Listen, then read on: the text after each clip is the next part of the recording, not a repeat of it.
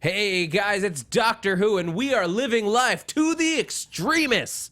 That's right, we're talking about the episode Extremis, Season 10, Episode 6 on AFTERBUZZ TV's Doctor Who After Show. You're tuning into the destination for TV superfan discussion, AFTERBUZZ TV. And now, let the buzz begin. Hey guys, it's Doctor Who time. The chat is already mad at me because of that pun. I mean, that quickly. It was a pun. It did exist. Yes. All right, guys. Thank you so much for joining us at AFTERBUZZ TV's Doctor Who After Show. I am your terrible joke-filled host, Zach Wilson. You can find me and yell at me for my puns at that Zach Wilson all across the internet. Adrian Snow and Dave Child unfortunately couldn't join us this week, but we got Briana Phipps filling in. Hey guys, find me at bphipps14 on Twitter and Instagram, bphipps1214 on Snapchat. And the always stalwart, always ready to put his boxing dukes up. Got my dukes from Tauri Miller. Yo, you can find me at Tauri J. TAURIJAY. The weirdness got to the end of the table this week. Usually it's Dave and Tauri in the middle going like crazy, So and then me and subdued towards Adrian on the outside like, what's happening? It's like 10 minutes of just Dave and Tari going on. Pretty much. That something sounds like about that. right. Yeah. The best show. Yeah. Looks like the chat is also asking you why. Yes, Tari. Florence Flowers wants to know why, and it's because I can. The only reason to ever, which I actually feel like is also an explanation for most things that happen on Doctor Who. Why, Moffat? Why? Because I could. But I feel like just like diving into tonight's episode or last night's episode, I feel like if that's all the reason, like great, because I dug this episode in a big way. Yeah, it was really interesting. Like I didn't see I guess you can call it a twist. I didn't see the turnaround happening. It was a twist. I would say a twist is appropriate. Which I really enjoyed. It also, yes, I really enjoyed it. I just love having an episode this season where we kind of get some more familiar faces from past season. Yeah. It is like, it's tough when they like move on a lot from the past cast, and like while we all needed a companion shift, it is nice to see Missy again. But like that, like seeing Missy was great. I think the stuff that they revealed with Missy was great. Maybe we didn't need to wait 6 episodes to reveal, since we pretty much got it in the pilot of this. It was called the pilot. Yes. That was appropriate. Right. We got it in that episode. Like we knew who was back there. So 6 episodes to string out that mystery is a lot. Yeah. But it worked. I'm not mad. Yeah, I liked the lead up to the reveal. I'm sad that it wasn't something else in the vault. Because What did you want to be in the vault? I wanted it to be literally anything else. Mostly because we called it so early and everyone knew that it would be the Master in the Vault. I wanted it to be something that we hadn't seen before, something that we saw like in super early seasons of like maybe Matt Smith times. Like I really wanted it to be something. Yeah, or even it had been John Sim Master. That would have been a twist and a surprise over Missy. We knew it would be Missy in there. Yeah. Well, she'd been gone for too long. She needed to make an appearance again. It also just added up that like what would the Doctor have locked away, and then with Time Lord technology and I just feel that anytime the Master is gone for like, okay, it's been about a season and a half, time to bring the Master back.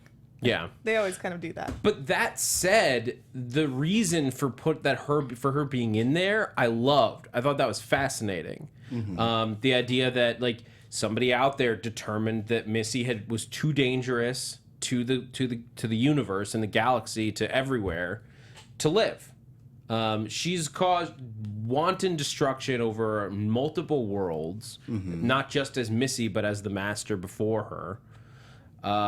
And it's one of those things, like when you have people that believe in the death penalty, like whatever you think of it, when people do, it's always a calculation of like, okay, what does it take for this person to live, what is the... To kill them, would it save lives? Is it right to kill them? And the Doctor asks that question. But I think it makes sense that, like, these interstellar executioners would single out the Master. Right. I mean, but so we get this moment where essentially the Doctor saves her. And that to me means that, like, anything wrong that she does from this moment forward, like, it's on him. Like, so if he ever fails his oath and what it seems like he might pull her out to help him, like, anything that she does that is evil, like, he's now responsible for it. I would say that was true before, though, because she's saved. He has saved her her, yeah. and like at a different whatever Multiple point times. it was, yeah, many times. So I think it's already on his shoulders. I think there's a difference between, like, letting someone live, I'm making air quotes behind my computer, and like essentially stopping someone's execution for wrongdoing. Like, he's circumventing the law for his own beliefs or his own, like, means, which I don't think is That's fair. correct. I get. Is this the Shadow Proclamation? Is that what these people are? They never. He always invokes. fully Yeah, explained. he always invokes the Shadow Proclamation, and I'm like, is that these guys? Yeah, I would assume so. Are they part of that whole thing? Yeah. Because they are if they are the law, like, that has to be what they're carrying out. I did think it was fascinating to hear, like, how complicated it would be. Like, they've had to learn to kill all kinds of beings, but Time Lords are the most difficult. Because We have to calculate that we have to kill both your hearts. Also, cut off this thing to your brainstem. Also, Yeah, we lock have- you away for 1,000 years in a box with your dead, lifeless body. I thought it was. Didn't we establish in series 6 that all you had to do was, like, kill him mid-regeneration? Mid-regeneration. Yeah. Moffat. I mean, but we have also established that a Time Lord can be brought back even once they're dead. Yes. So, like, when 8 died in that crash, and then the witches brought him back and then gave him his new regeneration to the War Doctor. So, like, even if they killed her during mid I like that you resurrection, have- I'm making finger guns. You don't judge me. Even if they killed her mid regeneration, there's still that, like, piece that means that she could come back. Yeah, don't forget the Master was like goo at one point in the Doctor Who movie with the Eighth Doctor. So anything's possible. Yeah. The Doctor's also, like, the only Time Lord that we are aware of who has been, besides the Doctor, who has a second set of regenerations besides him. Right. Well, that we've seen, yeah. Yeah, that we know of. So Billie Jean Girl says that she hopes they're not the Shadow Proclamation because they were really wussies, basically. And I would agree. Like, they all hightailed it real fast. Yeah, I mean, he just, like, basically said, look how many times I've died. Well, I don't think that they would be the only people. Like, I don't think these are, like, the cops. They say Yeah. that they're the executioners. So whoever, because it would be the They weren't even the executioners. They were the standbyers while he was going to execute her. They were the bystanders. Well, I guess they established the yeah. execution, but there are, like, specific rules about killing a Time Lord that I guess the Time Lords negotiated with these people. I mean, it is kind of true. Like, it's kind of like killing an endangered animal At this point, at Yeah. this point. Yeah. It is. Like, oh, like there's a only, highly there's endangered only two animal. of these birds, and now one's a male, one's female, but this one But bird did murder. something really bad, so we should, I don't know. yeah, if Oh, I hadn't thought about that. That's a really good point. if one of the last tigers in the world, like, mauled someone, they would definitely put it down, though. I don't know. I think that it would they depend on which would. country or city. We would put it down. I don't know that. Harambe. I don't know. I don't know that we would. Although that does establish, like, if we go with that line of thinking, then we have to, like, push the Doctor and Missy. We have to start shipping them, at least in, like, a zoological facet. If we're going down that I don't rabbit ever hole. want to imagine them two being shipped together. I don't know. I think it'd be really angry sex. I think it'd be really interesting. There would be, like, a lot of I hate yous in there, just, like, in the middle.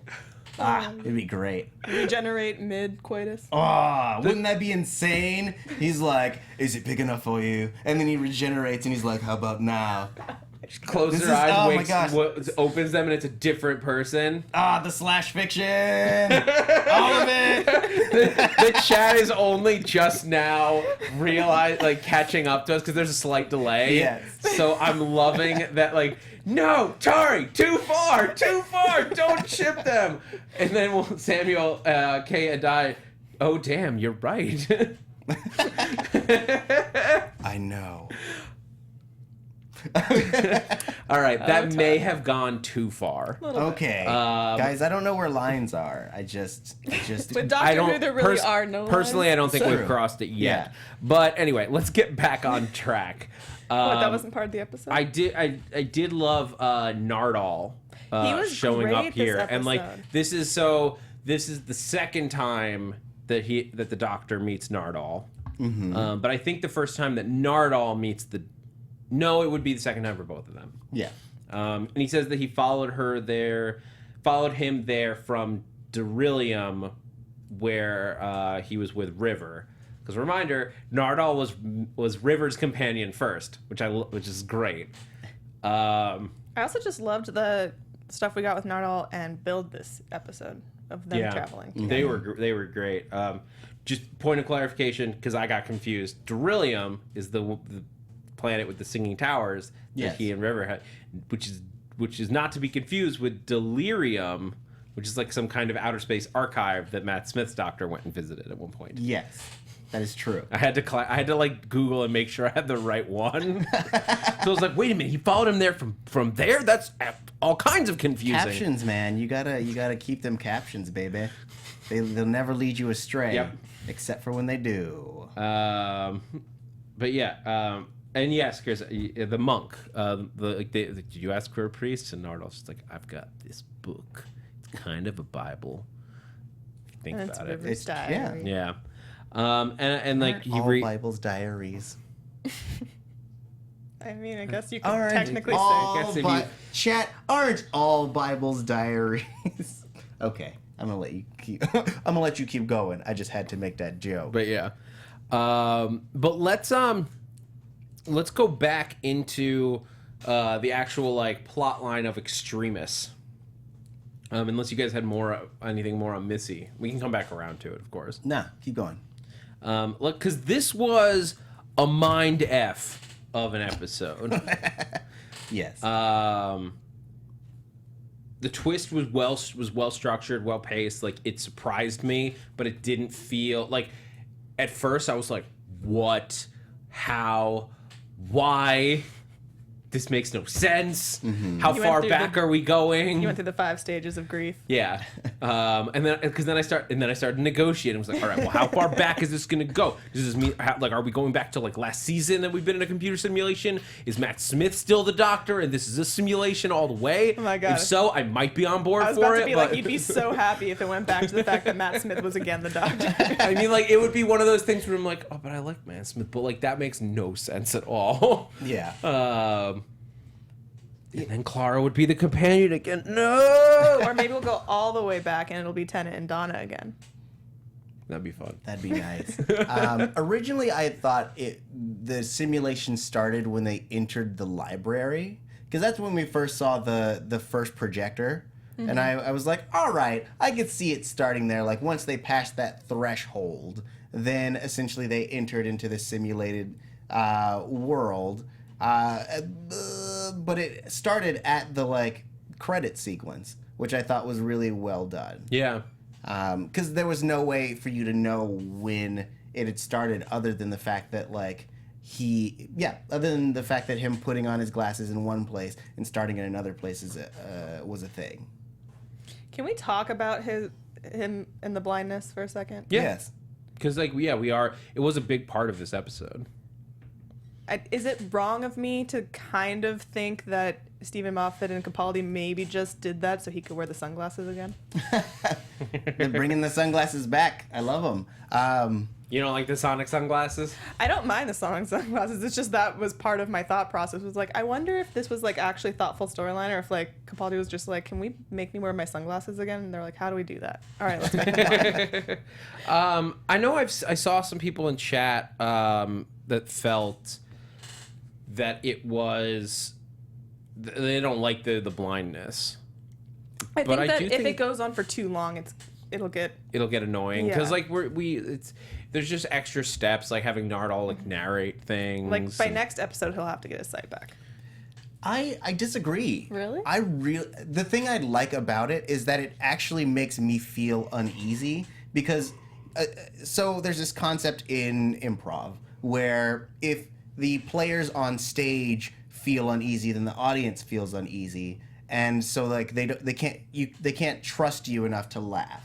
And I feel like usually we can always trust in the Doctor that he'll come through in the end in some way, shape, or form. But now we can't really rely on him as much, and so it like adds so much more stakes and like I guess threat to everything that's going on. That's true. I mean, the Doctor is an unstoppable force at this point. Like we've seen him solve. Like he says last in the last episode, like my ego's gonna be really big when I come back from this one. When he has like 5 minutes to like save them all from killer spacesuits and like lack of oxygen, and he does it, but he might not. Yeah. Now, like, there's a legitimate chance that him being blind could impede them from succeeding. The main thing that I like about the blindness storyline is the vulnerability that it gives him. Like, him not wanting to tell Bill that he's blind because it does make him appear more weak, or that he can't handle things, or can't necessarily help them in every way possible. Like, so I do like the vulnerability because I like it when the Doctor does have like those kind of moments where he's like takes a step back and realizes his own kind of mortality in certain ways. Yeah. Yeah. I thought the stakes of it got erased, but I appreciated the use in the moment of the reading device that gave him his eyesight back temporarily. But he's like he's borrowing from his future. Like maybe my next regeneration will be completely blind, or I could lose all my regenerations, and he's just like basically like gambling. Yeah. Doesn't mean anything anymore, but I mean, he might use it again. He might use it in the real fact world. that device exists. Yeah. So someone in the chat, Andre Drew, was asking if we could explain the projections. Within the sunglasses? No, the Or- like the world The room of projections. portals, which look so perfectly like the blue portals from Portal. Yes, they do. I appreciated it, especially in concert with the Super Mario reference. So the portals were essentially, it seemed, the way for whatever these space. I don't want to call them space monks because we've had monks before. Well, they're in robes. Yeah, like they're monks. in cardinal robes. So like they're space cardinals, Spardinals.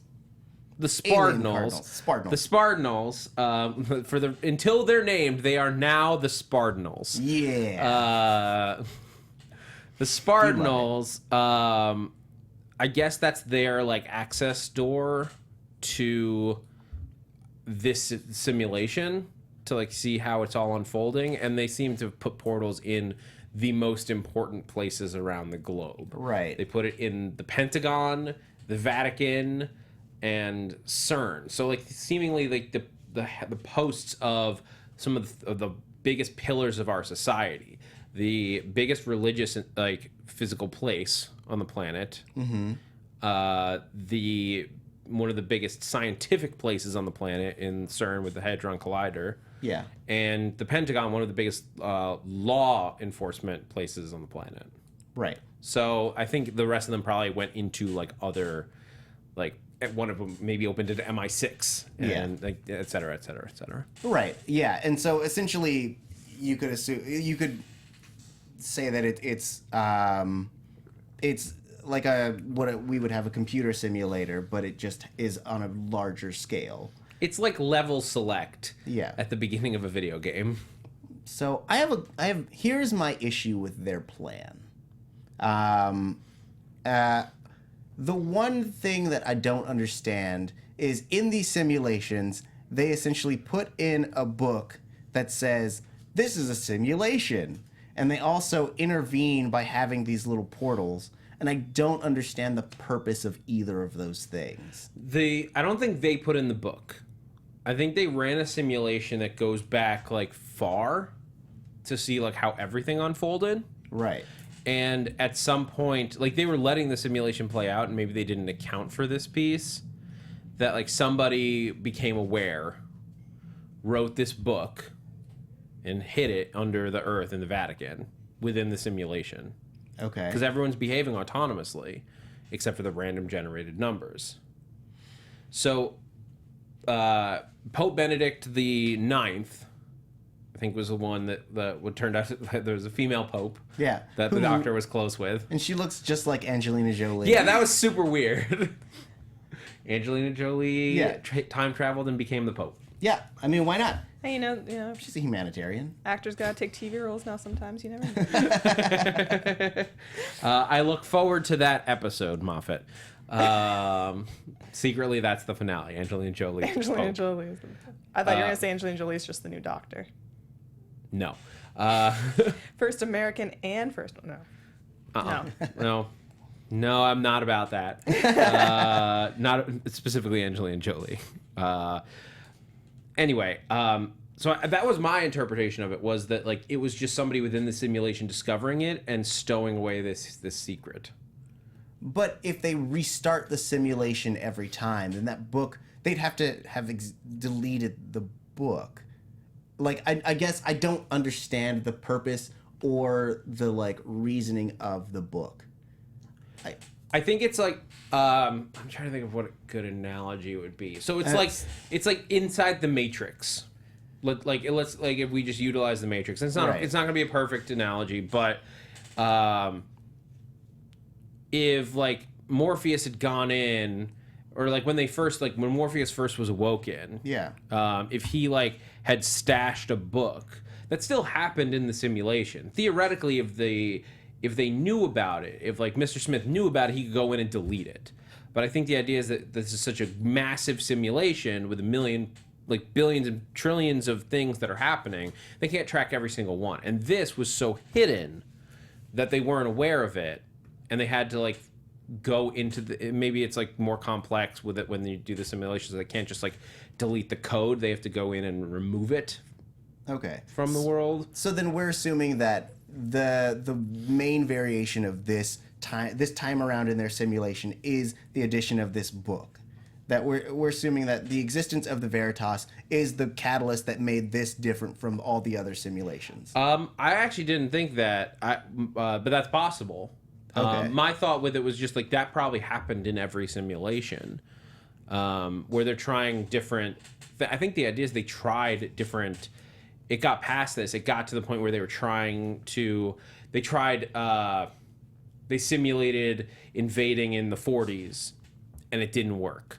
They tried invading in the 80s. It didn't work. They tried invading via like coming and dropping into Los Angeles. Didn't work. Tried coming into London. Didn't work. And this like they picked out this plan that supposedly in a simulation, because there have been many simulations at this point. This is just one of them. Right. Has worked. But the main purpose of the book in this episode was not even the purpose of it, but the book essentially caused everyone to become self-aware in the simulation. So essentially in their real plan, like when they go to invade the Earth, it won't be a simulation, so there'll be no cause for everyone to kill themselves or like anything of that sort. I'm just trying to like I guess talk through the purpose of the book, and it confuses me unless at some point unless maybe they've been doing this since the time of Pope Benedict, and like then Pope Benedict wrote this book because she had run into the aliens, knowing aliens exist because of the Doctor, and maybe that was the reason, but I just don't understand it outside of that. Okay. All fair questions. I don't know how much. I don't know if I can no, looking at the chat, no, it looks yeah. like other people were also confused. Yeah, I mean, I'm literally just trying to talk this through to understand. We're all bouncing stuff off of each other. Chad, tell me what you think. What you want, girl? I mean, I think with Doctor Who, sometimes I just accept the fact that I don't understand what is going on. You're right. There are inevitably with Doctor Who, there are always questions. Many times they do not have answers. In this case, this is obviously a multi-parter. I think this is the 3-parter that they've been talking about. Okay. In the So this season. is the first part of 3? Yeah, they had said there was going to be a 3-part episode this season. I believe this is it. I don't know that for sure. It's the middle, so it would make sense. Yeah. Well, it's either the middle or the final 3. Yeah. Is where it's appropriate. The chat's asking if Nardole and Bill are dead. Since No, because they didn't kill themselves. Yeah, Yeah. Nardole and Bill, the virtual Nardole and Bill are gone. Yes. But real life Nardole and Bill are totally fine. Yeah, they're unaffected, unaware that any of this is going on. When they dissimulated inside of the simulation, that their real selves woke back up. That's in my head what happened. Well, I don't even think their real selves were knocked out. Really? I think it was. Yeah. I think the idea is the simulation versions of these are completely disconnected from anything going on the Earth. The only reason that the Doctor is aware of it is because like Dr. X, and I say that only because that's how he signed the note. Sent an email via Sonic through their computers to himself. Like everyone else is just like these are just like basically recorded copies of themselves. It's not like the Matrix where they zapped them into it. Right. I also just want to mention how fast Bill has just accepted the fact of dead bodies now, because it was just a few episodes ago where she was freaking out about death and seeing dead bodies and seeing people die because she'd never seen it, and then she walks into the president's room. She's just, "This the president?" And she just is so unfazed by it. I'm just saying. I mean, maybe she's around the Doctor. She's just like, "Well, this is part of my life now." Yeah. maybe after being chased through the Vatican by monsters and a dude shot him. Yeah, I guess you and get being chased by desensitized dead a little people bit. in spacesuits and Yeah, she's seen a few more dead being bodies chased by now. wood lice and Yeah, she did watch all of her friends die and then come back to life. So, I mean, what's a dead body? Yeah. here or there. What did you guys? Let's talk about Bill for a second. What did you guys think of Penny? That whole plot line. That it was there for the very beginning and for the very end. Yeah, I thought it was really cute. Also, it felt like, from Penny's perspective, that she was essentially walking into a trap, like one of those pray the gay away traps where essentially she's going to get pulled into this room and they're going to try to exercise her demons. Thank God. If a pope ran out during one of your first dates, and you know that the religious standpoint of what they think of a gay couple would be, what would be your reaction? Thank God that was the simulation version of Penny, because if that was the real one, she would have so many problems going forward, never accepting herself or who she truly is. If the first time she goes on a date with a woman that she's attracted to, and she's like, I don't know, people are against it, maybe probably her family has problems with it, and the Pope walks out, starts yelling at her in Italian, and then there's a room full of cardinals and a weird police box. She'd be like, all right, I'm asexual now. She's like, I'm out. I really liked their little date, and I thought they were so cute together and stuff. I'm just waiting for the episode where Bill is fully just, this is who I am, not skirting around it with people. I don't think she's skirting around it. Really? I think they're With just the person in the beginning, because she was I'm an adult, I can't have a person here, and then that woman was like, no, you can't. Oh, with her foster mom or yeah. whatever it is. Yeah. I think that it would be great to see that come. That's to a what head. I'm saying. Yeah, I want her. I'm waiting for the episode because it's gonna happen. I know it's gonna happen at some point. They're where she's building just it up. I think they've handled it really well. The fact that Bill is gay and they've put it into plot lines, but only because that's the character. So of course it's a part of her life, and it's a big part of her life. But it's never about that in a way where it's like, look at it, look at how accepting we are, which is like a trap that a lot of shows fall into these days. It's just like, it's a facet of who her character is and what her life story is going to be. Yeah. It's clean. Side note, Kristen Schwiebert. Yep, I think that's how I pronounced that correctly. Let me know if I did not. We've guessed all the times that you've been in here, Kristen, so Schwiebert. forgive us. Says the TARDIS didn't translate the Pope in Bill's apartment, which I also found weird. Oh yeah, I didn't even think about that. The TARDIS didn't translate the Pope anywhere. Yeah. Which, like, theoretically, I think this is a Moffat rule hole, which I guess I'll call it. Instead of a plot hole, it's just a rule hole, where Moffat basically just decided it's more interesting to have the Pope yelling in a different language. Yeah. So it's not, the TARDIS doesn't do that right now. Yeah. I also felt like it could have been planted there as our first clue that it wasn't the real world. Because there's a chance that, like, these aliens don't know everything about the Doctor. That is a good point, that this simulation just didn't know that facet of how the TARDIS worked. Mm-hmm. Which would have been cool if they had tied that in, like, as a clue that they were. Yeah, I just have less faith in Moffat to, like, know his own policies. Because I think the person I was watching this with, I was like, can't the TARDIS do that? I'm like, Moffat. That's my answer.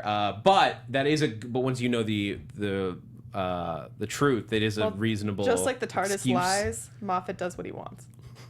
Moffat also lies. Not the TARDIS, too. Doctor lies. That's what I meant to say. Yes. I know you meant. TARDIS also lies, you know. It's been a long day. Yeah, Jacob Albert says it might be a sim glitch. Yeah. There you go. There's reasonable, once the reveal is there's reasonable excuses that they may or may not have been on purpose. But that aside, just like the whole digital self plotline, again, it worked. It worked for me. We'll have to see where it goes, but I'm on board for the ride. Do you guys have any other thoughts on Extremis and the plotline here? I really am looking forward to this second part because I want it all to come to a head. I like place setting episodes, but I also really like seeing all the pieces fitting together. Yeah. So I also really liked that scene at the end where the Doctor was talking to Missy through the vault, like basically saying like he needs help, and that, like, we were talking about vulnerability earlier, and I really love vulnerable Doctor. Yeah. Love it. I mean, he needs somebody who can destroy an army with the wave of her umbrella. That's what she had last Yeah, she's kind of Mary Poppins-y. But by the way, Tauri and I, you were talking about this before the show. Yeah. Were you about to go there? Yes, I was. Well, I'll let you take it. Sydney Goodrich says, what was Extremis the name of exactly? And so, yeah, we were talking about, because the Extremis isn't just like a Doctor Who specific term, like it is a Latin phrase for... In Latin, it translates to either in the farthest reaches or at the point of death, which I think both are appropriate. This is they make specific reference in the episode. Virtue is only virtue in Extremis. Mm-hmm. So what that would mean, virtue is only virtue at the point of death. Right. So like it's basically like it's only truly virtuous if you're still willing to do it, even when you will die and not benefit from it in the slightest bit. Mm-hmm. And that's sort of what it refers to. It has nothing to do with crazy, I'm going to heal you and make you super powerful technology, which is what I know it from, which is Marvel and Iron Man. Nothing to do with this. Yes. But yeah, that's where Extremis comes from. Yeah, and I like that being the through line for the episode, which reminds me that I'm just listing off things I like. I really liked that moment when Missy says, like, I'm your friend with no expectation, no something or other, no hope. Like, I like that because in the end, they are friends. And we talked about that a little bit at the beginning of the season, how, like, through everything they've been through, they are friends. Yeah, I mean, It's almost like a brother sister relationship now, where it's like no matter what it does, at the end of the day, you're family kind of thing. That's like what they are. It's like I can try to kill you, but at the end of the day, we're still friends.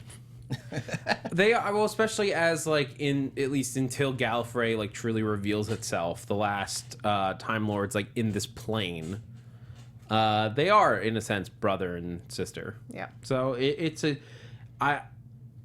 it's tough for, I think it's hard for the Doctor to see, even though they're enemies, like this is his oldest relationship in existence since literally they were kids, like actual kids. Yep. I mean, unless Susan is still alive somewhere on Earth. But even then. Oh yeah, true. No, sorry, you're right, because of kids.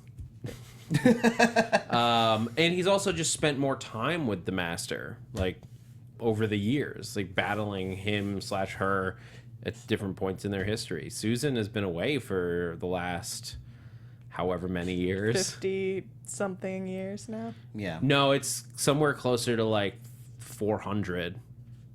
In their time, Oh, yeah. more in so, our, even in our, No, even at more. least 1,000. Yeah, sorry, Yeah. I'm just thinking in terms of our time. In our time, yeah. Yeah, I guess it would be 1,000. Yeah. Because I think the Doctor was, what, 1700 when the series rebooted in 2005? I believe so. And now he's 2000. The 2,000-year-old man. Ken is asking the Doctor's daughter, granddaughter. Granddaughter. Yes. What happened to resulted him having a granddaughter? Where are his children? happened to and his family and wife, first wife, all those things? Yeah. We don't know. He killed them all on Gallifrey. I guess We he assume. time locked them all in Gallifrey. I mean, there was always kind of that thought during the one episode with the two women that cover their faces. I can't remember what it was with the Master in that one as well.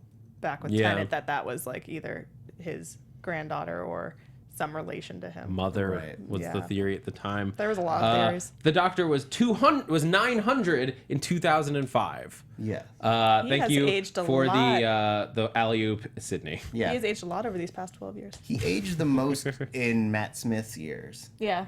Yeah. Well, he was stuck Yeah. on that one planet. Yeah. So when he was stuck on the planet, also when he like The end of time. died. Sorry, the end of time. They just said the title of the episode I was talking about. Oh, Yeah. nice. Thank you. When he like died, quote unquote, and they had to like work backwards, but he was actually like in the blah blah blah astronaut. What is it called? The insert name astronaut. The Impossible. No. Impossible astronaut. Yeah. Yes, that Yeah. one. He aged a bunch during that saga as well. Yeah. I mean, Yes. and then there's last year's Heaven Sent, which, well, I don't know whether you want to count those million years or not. I don't think you. I don't can, think we though. do, but they existed, so it's very confusing. Right. Much like don't ask us which number Dr. Capaldi is playing. All right. So 2.0. Duh. that actually is the cleanest answer. But even that is like requires so much explanation and qualification. Yep. But ignoring that, why don't we talk about what we're thinking as we look forward to next week's episode and get into some predictions. Yeah. Yeah. Oh, wow. Thank you. I'm a hype man. Look at me hyping, man. It was just in my ear. Oh, should I get? There you go. Thank you.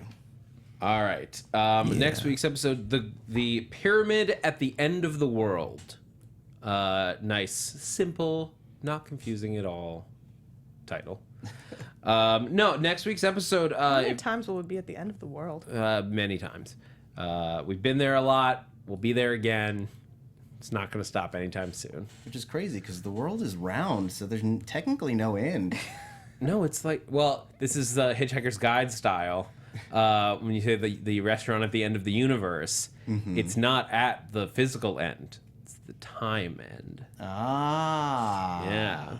Because the world's about to be blown to hell. Sad. Actually, no, not hell, because we already went there.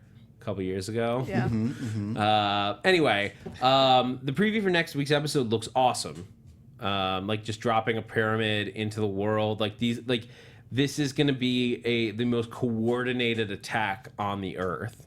So I have to imagine we're getting UNIT involved, probably like different countries' armies, and the Doctor will be at the center of it. And then how much do you guys think he's going to involve Missy? I hope that they ride in back to back on tanks. Doctor loves tanks, so I'm hoping that With a guitar? Yeah, duh. And the waves, the sound waves from the guitar are essentially what he's using to battle the aliens, and they all start thrillering. It turns out they're like Venom in Spider-Man 3. Just we just got to make loud noises at them. That'll save the day. Totally. Isn't that the plot point of a couple different films? Just make a loud noise and it fixes everything. Yeah, probably. So one thing that the Spartanals say is that mankind will die by its own hands. Yeah. So one could assume that it sounds like they're going to turn us against, and by us I mean all the humans in Doctor Who's universe, against one another in some way, shape, or form. It could be that they have plotted to have Missy do it. And do you think that's why the execution, they knew that she was going to be doing something like this? Or do you think it was just all of her past? Or do you think it could have involved her future? I think both.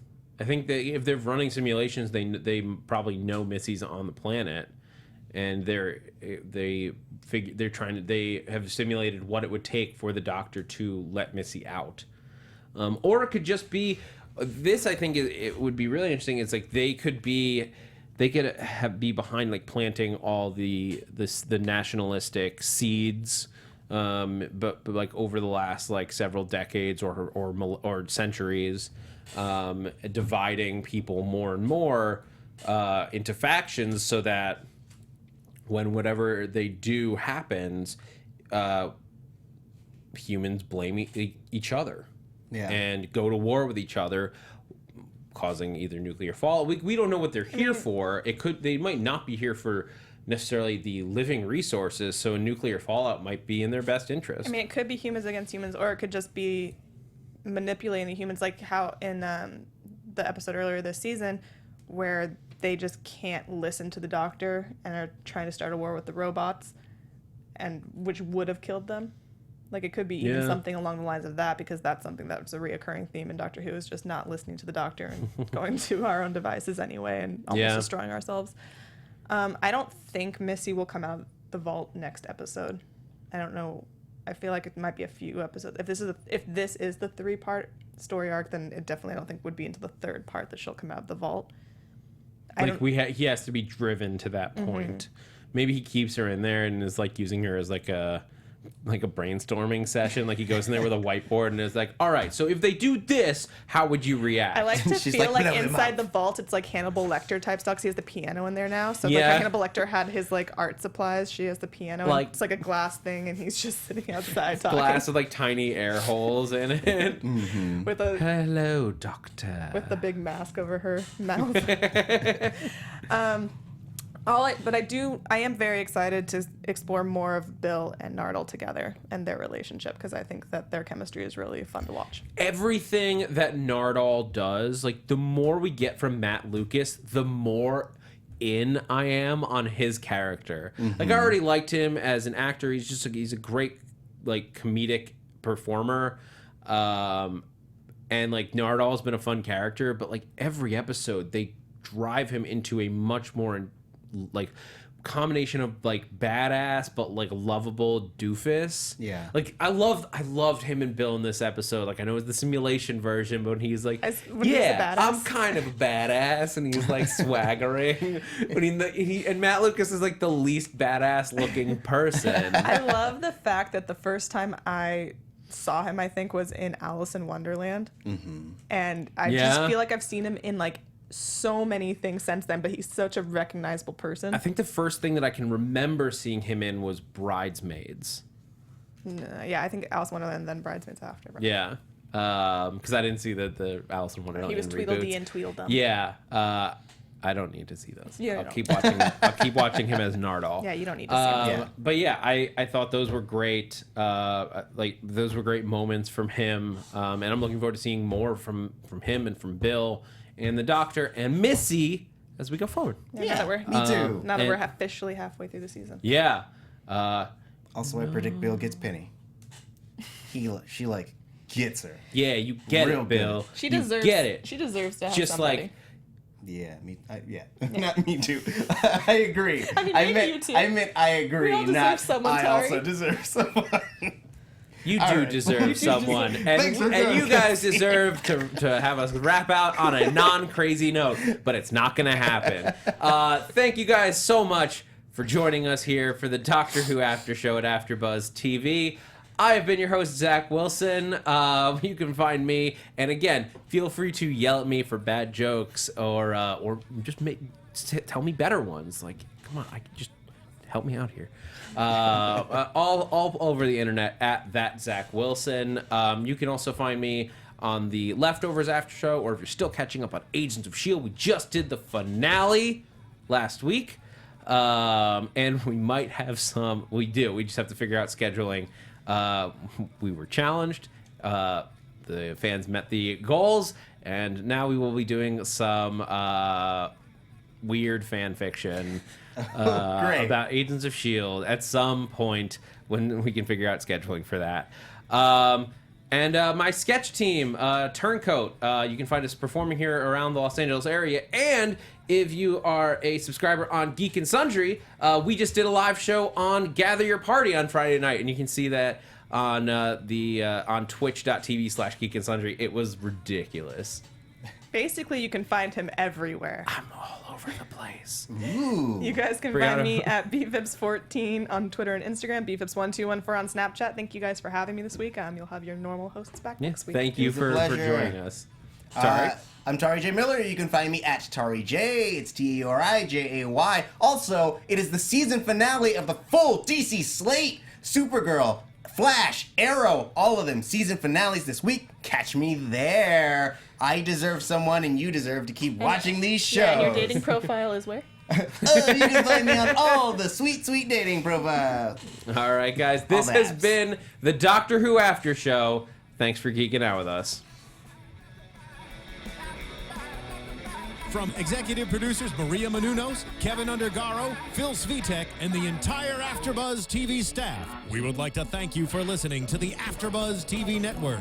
To watch or listen to other after shows and post comments or questions, be sure to visit AfterBuzzTV.com. I'm Sir Richard Wentworth, and this has been a presentation of AfterBuzz TV. See you later.